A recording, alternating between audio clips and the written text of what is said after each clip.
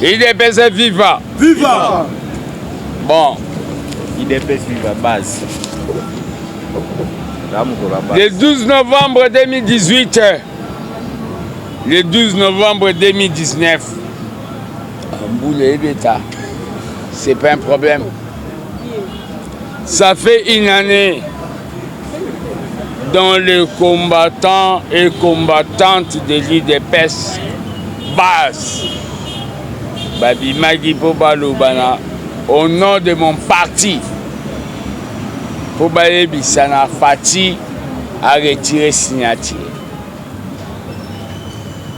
Nous avons démontré au monde que le phénomène pyramide renversée est approprié à l'IDPS. L'IDPS est vivant, base.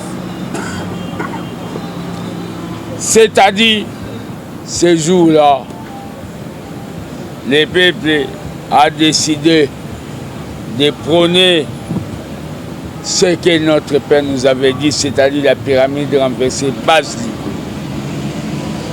Aujourd'hui, c'est la fête, mais ça ne doit pas être un slogan. Ça ne doit pas être un slogan. Il y a des complots monstres contre les peuples. La fille aînée de l'opposition que je représente aujourd'hui, na moment où Moutaoboya a sa mokilnae, ngande IDPS au babengi, bomona ba polo, abete c'est le courant du Tshisekedi, ngana fatiste, Fati aza Tshisekedi.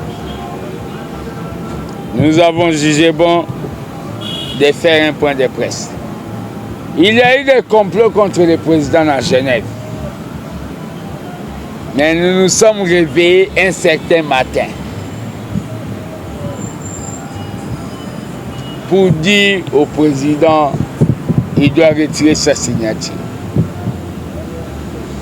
Et le président a écouté. Vous mettez la Fatima Boussa.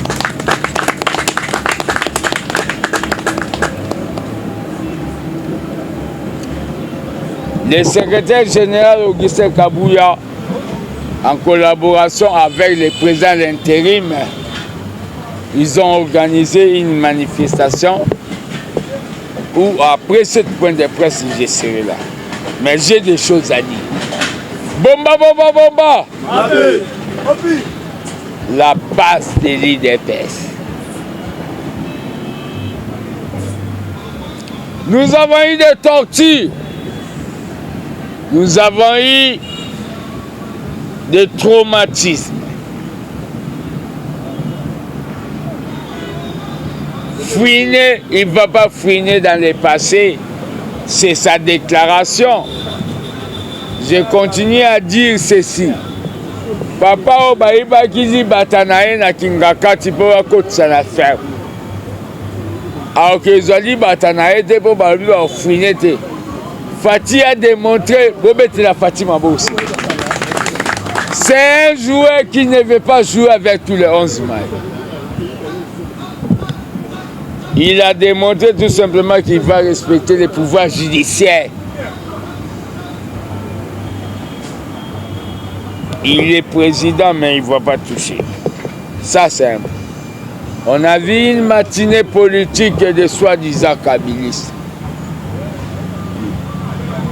Les messages d'aujourd'hui s'adressent à Sadak.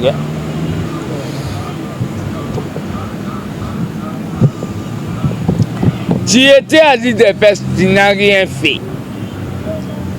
Tu es chez Kabila, tu as donné 150 millions pour faire la campagne, tu n'as rien fait. Tu es un enfant maudit. Ferme ta bouche.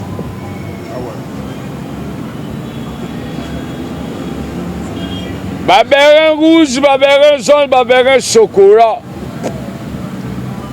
Nga ba débat na sala kana ba mbemba na ta o mutanda. Na tante ya osana no ba débat. Le train est déjà en marche.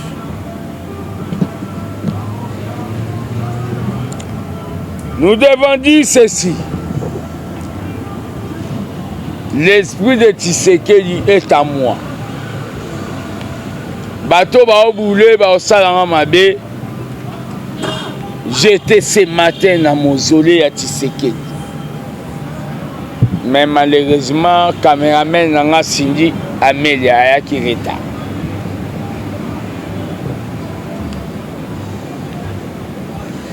Nous allons commencer ce qu'on appelle une année oyo eza été ya biso. Eza tolo baba combattant 70% ozo bandeko no ya miabi otia ba na misala na place ba combat. Je vous dis, Fatih va faire des mandats. Après Fatih, c'est bon. Dans ses partis. Nous allons commencer la caravane anticorruption à FPI. L'industrialisation, c'est le développement du Congo. Balap. Aux traîtres, à tous les gens qui sont en l'IDPS qu'on a corrompus pour mettre des pots de bananes à Fatih. La base se réveille. Je commence ce qu'on appelle la caravane des parlements de... C'est moi qui Tshisekedi a donné la mission. Notre cheval de bataille, c'est contre la corruption. Je ne combats pas Kabila, Mobali à Olive. Je combats Kabila système. Oh, on a vana Kingaka Tchalata Babot, Azane à l'aise. Combat dans les années dans le système. Il y a des kabilistes plus volés que Kabila, Kabane. Netiba qui t'aime. OAFP. Le bureau de l'ABT va terminer. Ils vont me donner les rapports. Les gardiens du temple de la démocratie doivent célébrer ce jour. Nous avons initié quelque chose, Banque du progrès social. Autopé, ça va fait $20. Les anambons ont fatigué. Les détournements et l'insécurité nous mettent mal à l'aise. On a brûlé les effigies du président.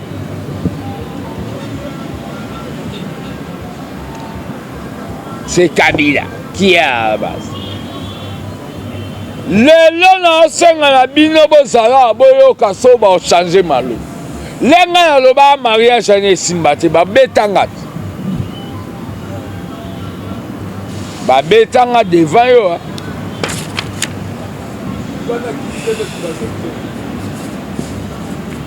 La gratuité de l'enseignement. Que Bochab nous démontre là où il a fait même une école au domestique Natango fait. Et je déclare à partir d'aujourd'hui et je le officialise. À l'IDPS, il y a un courant radical qu'on appelle l'armée des bâtisses. C'est statutaire. Ce courant peut accepter ce que Fatih a dit, peut aussi refuser. L'armée des bâtisseurs tshisekidistes. Bana malchance, ngande mouna dirigeant.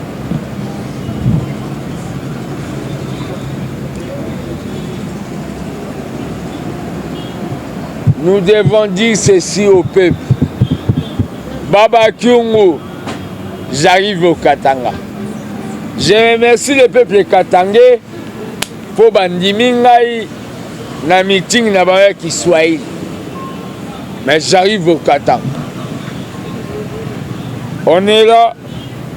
La journée de la base. Le jour que tu es au Kabou, il y en a Kabou de base à la raté. Vérité, babo bangwe. Kolo Masolo ye. Botala d'un moment à l'autre, j'attends vos questions, je vous remercie. Ça là, zéro. Nana Tisséré de papa. L'armée des bâtisseurs n'a jamais voulu cet accord. Et ça, accord, ils vont, vous allez sentir comment ils vont dire aujourd'hui. C'est zéro. Deuxième question. Aujourd'hui, on a lobby pour mettre fin à la négociation à FCC. Je remercie l'Éternel pour apaiser la raison.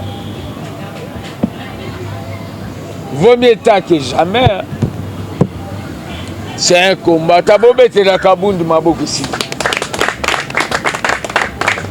Il m'a donné raison.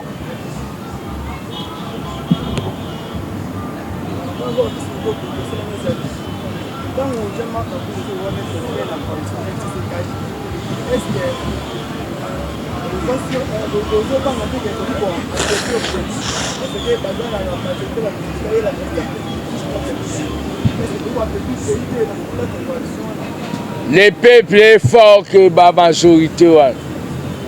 Si Kabunda a accepté ça, c'est-à-dire il est prêt même à démissionner. Qu'il démissionne. Et le président va dissoudre ce peuple. Il n'y a pas la plus grande décision, c'est le peuple. Vous ne voyez pas les gens qui m'entourent. Il a dit ça. On attend que ça ne soit pas un slogan. Hein. Moi, je ne dis pas des slogans. Kabunda Lobby Bongo. Attendons voir. Sogi a eu décision nae. Donc exécuter. Une autre question. Aujourd'hui déjà, la tractation est comme Salama par rapport à la rentrée politique. Le professeur à l'université il peut encore être candidat. Est-ce qu'ils ont banni sa piste pour à des intimidations? C'est vraiment, je peux répondre de ça même pas lire. Hein? Kabila, article 108. Sénateur à vie, tu es condamné, non? Vous croyez que Kabila peut revenir à ce pays pour remettre encore aux misère dans le peuple congolais? Le peuple a eu leur contrôle. Ne cherchez pas que le peuple saute sur Kabila. Abosana mwana na ya mwasi na ya mobali na lokola sapatu ne ya gauche. Kabila sait il doit être calme jusqu'à ce que ba funde pona mabata batu na bantaba batu akanga achana kingaka. Je te dis mais c'est Kabila, écoute-moi très bien. Tu m'as déjà vu chez toi à Kingakati. Bakabu yande bayara na bakabu. Nyamayeyo Kolo Masolo. Kabila ne va pas revenir au pouvoir. Il ne va pas revenir au pouvoir. 108. Toziga la constitution là-bas. Les sénateurs à vie n'épée. Ngamna comment? Kabila yebi babo samba robobisa Kabila pamba.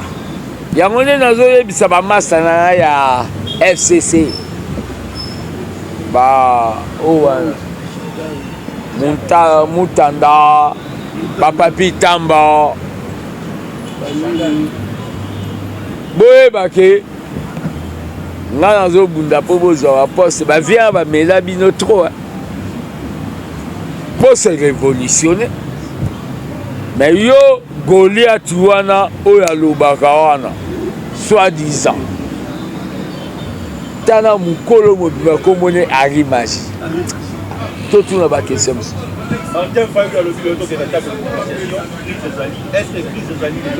Est-ce que négociation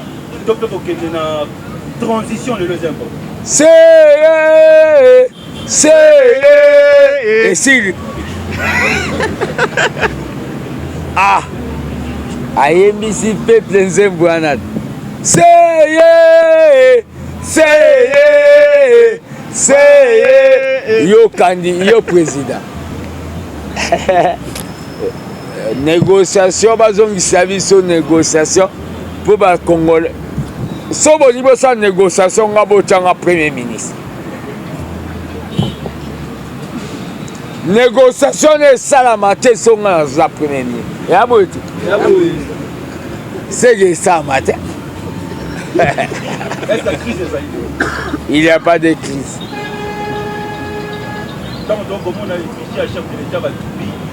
C'est Kabila. Nous sommes non violents. Force du progrès. Nous sommes des non violents. Bisoto Tumbite Kabila Tumbi Fizia Fati pour Atumbi Fizi na Moro pour Atumbi Péa. Crise exacte. Kabila a sa manigance et Simbata. Tous les cas, soba question. Tachana, oui. Ma question. Au Babengi, le Congo dans le conseil de l'État.